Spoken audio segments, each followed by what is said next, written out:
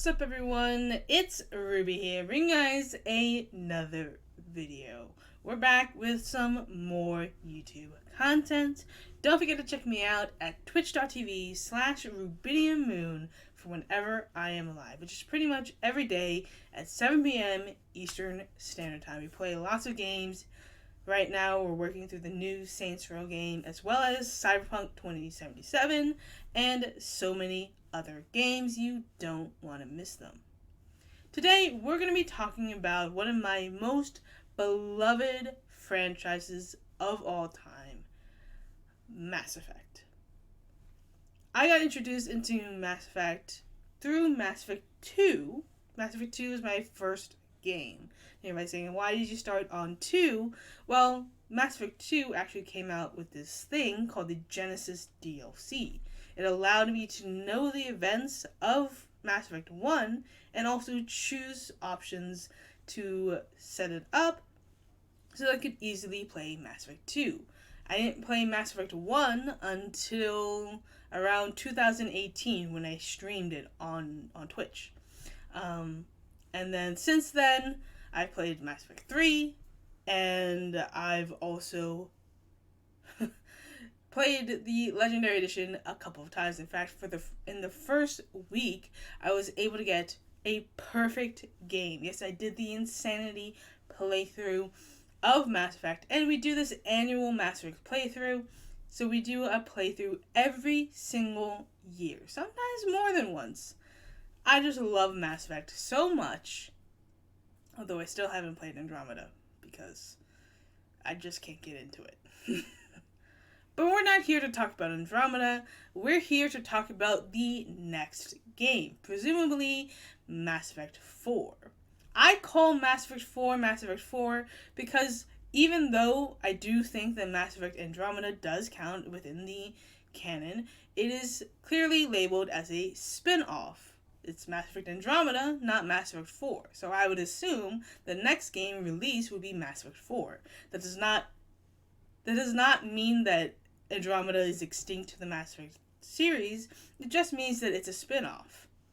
There are plenty of spin-offs that are better than the main games. It doesn't mean that these spin-offs... I think spin-offs get sometimes a bad rep, but there are some tremendous spin-offs. Name one: Assassin's Creed Brotherhood. Everybody knows that Assassin's Creed Brotherhood is so good. It is one of the best games of the Assassin's Creed franchise, and yet it is technically a spin-off of Assassin's Creed 2. That's why the next game following Assassin's Creed Revelations is Assassin's Creed 3. It does not mean that Assassin's Creed Brotherhood is not part of the Assassin's Creed story. It just means that it was a spin-off, and so now we're on to the next main continuity game. Pretty simple. So, that's why I call it Mass Effect 4. I know some people call it Mass Effect 5. Whatever, I don't care. We'll probably know whenever they announce the actual game. Maybe it won't even be called Mass Effect 4 or 5. Maybe it'll be called, I don't know, Mass Effect Shepard Comes Back. Maybe it'll be called Mass Effect Milky Way. I don't know. But what I do know is that I have certain expectations for the next game, and I want to talk about them. There's one elephant in the room that people love to talk about, and that's whether or not Shepard should come back. If at all, should they be the playable character? Should they not be the playable character? There is so many things in the air. And at this point, they could go in pretty much any direction. They could use the Perfect Destroy ending and say that Shepard is alive, potentially bring back Shepard as a temporary player character. However, I don't think they're going to do that. Because as much as I would love to see them try to port every single decision that we made so that we can bring back our true Shepard, I don't think they're going to do that. What I think they're going to do is we're going to probably do something similar to Genesis. That is the interactive comic book. We're going to choose certain preset options that are going to determine where we stand in the universe. So instead of going in 5,000 different directions, we're going to choose a set of singular options. I think this gives us the best opportunity to get a similar version of Shepard, bring back Shepard, but not have them be 50,000 different things, and then we can set a standard canon. Maybe the new Shepard has to choose destroy, and maybe they get the perfect ending. It could also be not an interactive comic book. Maybe they use the comic book to tell you what is canon. Okay, so Ashley survives, blah blah blah. Shepard chooses the perfect destroy ending, Kanan dies. That could very well be the canon direction. Or they could bring back Kanan in, or Ashley. See, I don't even want to start that fight right now, because I know people who save Ashley always save Ashley. People who save Kaden always save Kaden. There is no exception to this. You cannot argue this because you know that it is true. People who are Team Ashley are Team Ashley. People who are Team Kaden are Team Kaden. There is no switching them. We could get into that conversation another day. I'm going to avoid that topic right now. What I want to talk about is truly what I want to see in the next Mass Effect game, not including Shepard. We're going to toss Shepard right out the airlock because we're not talking about them.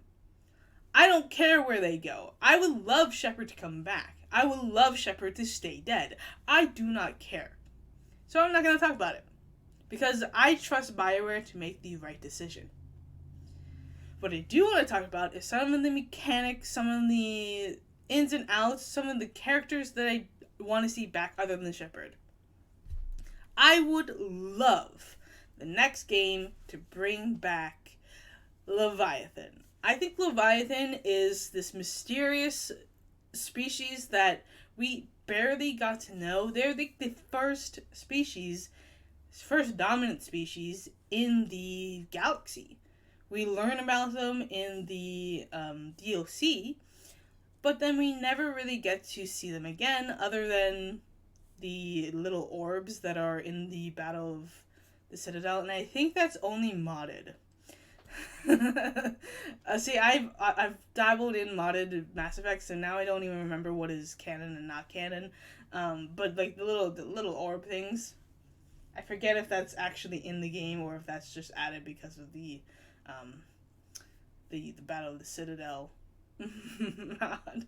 But either way, I would love for them to come back. I think there's a lot to explore about the first cycle. Like, what was it like? Like, we don't know. We know a little bit of the Protheans because of Javik, but we really don't know what the Leviathans went through. We don't know much about the Leviathans at all. We know that they are still alive, but maybe they're not alive. Maybe they got destroyed when the galaxy, the things exploded, the Mass Effect relays exploded. Who knows? They could easily say that. Oh, they died. But I feel like that would be a cheap way out, and I think that the more logical solution would make them a main part of the next Mass Effect game. They don't have to be huge parts. They don't even have to be villains. They could just be, maybe we find some, like, information about them. Maybe they start dropping them in a little bit for, like, maybe we find them kind of news in the Citadel. Will the Citadel even come back? That's a big question. Will the Citadel be rebuilt? Because if you don't remember, the Citadel was kind of not in using condition by the time Mass Effect 3 ends. It literally exploded. So there's the question of whether or not the Citadel will even be there. Maybe it will. Maybe it won't. I would love for them to touch on that. I really want them to truly make this next game perfect. And I think it does have to be perfect. Because if it is less than perfect, I think that Mass Effect will be flushed down the toilet. Because Andromeda was not great at launch. And so if Mass Effect returns and the game itself sucks, it's not going to be good for the Mass Effect series. I think there's an easy way to kind of bring back Mass Effect and not have it be this whole kazoo. But I also think it's also very easy to mess it up.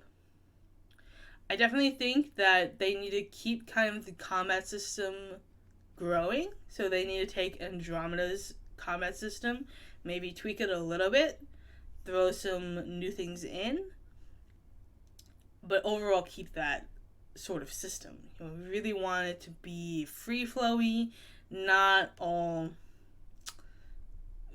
Because, sometimes the Mass Effect main trilogy combat feels a little stiff. But we want to keep the dynamic combat so that it stays interesting. And I definitely think that Mass Effect 3 has the best combat system in terms of the main trilogy, but Andromeda really does actually improve in the gameplay. The little bits that I played of it. It's the story that needs work. The story needs a lot of work. And I've actually discussed the problems with Andromeda. I think the problem with Andromeda is that it starts way too slow for the fourth game of the series. Every single one of the main trilogy games, 1, 2, 3, starts you right into action. 1 starts you in Eden Prime. 2 starts you on the Citadel, not the Citadel, the Cerberus station. And then Freedom's Progress. And then 3 starts you out right in the middle of the Reaper War and goes to Mars. 4, or Andromeda, starts you off on an abandoned planet with little to no life, and you don't even have a ship yet. And I think that's the problem with Andromeda. It's way too slow. It would have been fine as a first game, but it's not the first game, and I feel like it was almost treated as if it were the first game, but it's not. So for Mass Effect 4, they need to treat it like Mass Effect 4 and not Mass Effect 1. We need to see high combat right at the very beginning. It doesn't need to be this whole blown out fight, but we do need to feel like we're already in this world. Whether they choose to pick up right where we left off or go into 1,000 years later when Liara is the only one alive, that's fine if they want to do that. But we can't be treated like we're a first-time player. We need to be treated like we have done this before. That doesn't mean that the character themselves has to have that experience, but they should be someone who we're able to care about. I personally feel like Ryder was a little bit bland. They were kind of a bit of a Mary Sue, Gary Sue in a way. Not quite that, but they just felt too built, I suppose. Not built. They felt too shallow, I suppose. I think that's actually the better word. With Shepard, you're able to build up, but they already have some sort of reputation. You already care about them at the very beginning. This isn't the first time that we've had new player characters. Dragon Age was able to do that successfully, and Mass Effect 1 was able to introduce us to a character that we really love. So why is Mass Effect Andromeda so different? I think they can easily do a new player character in Mass Effect 4, but we just need to be able to care about them. Why do we need to care about them? They don't have to necessarily be connected to the original crew, but they do need to have some sort of importance, some sort of built-in background. Whether they are a soldier, maybe they're actually a biotic. Who knows? But either way, there needs to be some tangible evidence that this character is someone important and not just some like random person who we have no connection to. You could easily make it out to be that Liara is trying to find Shepard's lost body. So she goes to this player character for some reason. She is the shadow broker after all, so she probably has information already on the player character. So what they could do is that we automatically start out the game as playing as Liara. We have to find this new character, and this could also be a cinematic, by the way. It doesn't have to be like you playing as Liara. It could just be a cinematic where she sits down with this person because she thinks that he or she is the key to finding Shepard's lost body. So she sits down with them, and then you make your character. You make who you are and why you are important. So now immediately you are connected to this person. Now this does not mean that Shepard is alive. It just means that they exist, right? But now you're interested. Now you're interested because wait a second, this player knows something that will help us find Shepard's body. Does that mean that Shepard is alive? Does it mean they're dead? How are they connected to Shepard? Are they another Alliance soldier? Could be. Are they part of the N7? Are they part of, perhaps, Cerberus? There are so many ways that you could pin this to where they would know something about Shepard, but Liara would need to go to them in order to get clarification as to what exactly they know. Maybe it's a red herring. Maybe she thinks that they know the answer, but they don't actually know the answer because there was actually a mistake. Maybe it was their relative that knows this information, and Liara is hoping that they're able to tell her that information. Information is a very powerful thing. It is so integral to the Mass Effect universe that it would make sense that that would be the thing to tie in the player character to the series. They have information that Liara wants, and so now she has to go to them and get them.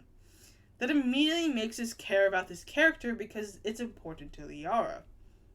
You could also make it so that the other character, the other love interest, is included in this discussion. Maybe not only are you able to kind of discuss, like, hey, what information do you know? Maybe Liara brings in a friend to kind of get that information. And if you have a Genesis comic, we could already set up who our love interest is. So it could be Samantha Trainer, it could be Liara herself, it could be Ashley, it could be Miranda, it could be any one of those people, and we could also assume that they are alive. If it's Thane, obviously Thane's not going to be there, but maybe Kolyat shows up instead. There are so many ways to take this that it would be so easy to build it into the story without compromising the idea of whether or not Shepard is alive or dead. I think the fact that we don't know if Shepard is alive could be the key to the story of the next game. We don't know what happened to Shepard. We don't really know that. If we're going for the perfect destroy ending, nobody knows what happened to Shepard. So maybe this whole game is built about finding Shepard. And maybe during that journey, you find answers. You learn what Liara is thinking. Is she thinking about bringing Shepard back alive? Like, if she finds him dead or her dead, like, maybe she's thinking, okay, maybe we can do the Lazarus Project again. Or maybe she just wants to bury him or her, to give him a proper memorial. I think that would be actually really interesting, because this leaves the developers to decide what they want to do with Shepard. Imagine you go on this journey. Your main mission is to find Shepard's body. You don't know if they are alive or dead, and you come to the penultimate moment. I don't think I said that word right. Either way, you come to the moment where they found his body. She wipes off the armor, and she's like, this is Shepard. And she finds him, or her, and they're dead. And so and it could be any of the love interests too. And you have that moment where you see Liara, Miranda, Jack, whoever it is, mourn the death of Shepard, because it is true that Shepard is dead. And then in the end of the game, you attend the memorial of Commander Shepard. This would actually be a perfect way to segue into the next trilogy without doing a disservice to Shepard. I actually kind of want that now, because I just imagine you think, okay, we're here to find Shepard. We're trying to find Shepard. We have found Shepard, and Shepard is not there. It would also allow you to not have to import their appearance, right? Because there's a number of ways they can find Shepard's body without exposing their face. I mean, their face might not even be on their body. So I think that it would be actually the perfect way to say goodbye to Shepard, give the player the opportunity to say goodbye to Shepard, truly, and then move on. And then maybe the next step is kind of trying to get into another system. Maybe you try to find the Andromeda galaxy. And that would be the perfect way to segue into Andromeda. You could even have a whole year, skip ahead. I think what's important is not bringing Shepard back alive, but to make sure that the Mass Effect fan base remembers Shepard. That is the key to the next game. Whether they're alive, whether they're dead, it doesn't really matter, as long as it's handled in a way where it treats the player with respect. And I think that is the true answer to what should happen in the next Mass Effect game. In terms of everything else, whether or not we should play as aliens or not, or how the galaxy should be built, I mean, right now we can assume that the galaxy is needing to be rebuilt heavily. Right? We can assume that because most of it kind of either exploded or was destroyed by Reapers, or we don't even know what's happening with the Citadel. There's a potential where the Citadel gets completely rebuilt, or there's a potential that the Citadel no longer exists. Either way, there's a lot to do to build up the Milky Way canon. And I think leaving behind the Milky Way is a mistake. So it definitely has to be in the Milky Way. We have to be able to see what happened to Omega, what happened to the Citadel, what happened to Ilium, what happened to Horizon, what happened to Eden Prime. And even one thing that would be really interesting is being able to go back to those places. Seeing them in rubble. Because you just saw these places in the main trilogy. You saw the Citadel and the Presidium, and it looked amazing. And you see Ilium, and it looks beautiful. And you see Omega, and it's Omega. But what happens when you find them, when you go to those places, and they're in utter ruins? They are completely destroyed. Maybe there's even some remnants left over of the Reapers. Maybe you see dead bodies of the Reapers. There's so many ways that they could bring back the places that we know. And it could be a way of remembering, like, the player will instantly be like, I remember that place. That's the place where I bought my fish that kept dying. Because, I mean... Or like, oh, that place. That's where the guy said had the poems for the woman and for the sorry. Or, oh, wow, that's the place where we decided to leave Caden behind and never talk about him again. Oh, wow, that's the place where Jenkins died, because Jenkins never gets mentioned again. Or Nihilus, maybe Nihilus do. There are ways to really show appreciation to the Mass Effect trilogy. without leaving it behind, but without making it so that Shepard has to be alive. And I think that would be an epic Mass Effect game.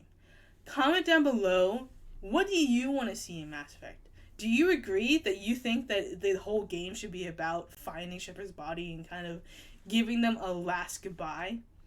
Or do you want to see something completely else? Let me know down in the comments down below. Don't forget to leave a like on this video and subscribe for more content like this. Thank you guys for watching, and peace out, guys. It's been a blast. Catch you guys next time. Peace out.